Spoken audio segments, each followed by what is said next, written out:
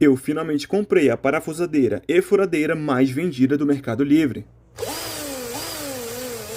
Essa é a TB21PW da The Black Tools, uma parafusadeira com uma bateria de uma tensão de 21 volts. E além disso, em sua caixa já contém a bateria, o carregador, as brocas e bocas mais utilizadas, além de uma broca com eixo flexível para você alcançar lugares que você nem sabia que podia. E o melhor de tudo, ela tá por menos da metade do preço, mas é por tempo limitado. Então se eu fosse você, eu garantiria logo a minha no link aqui abaixo. E não esquece de me seguir para não perder mais dicas como essa.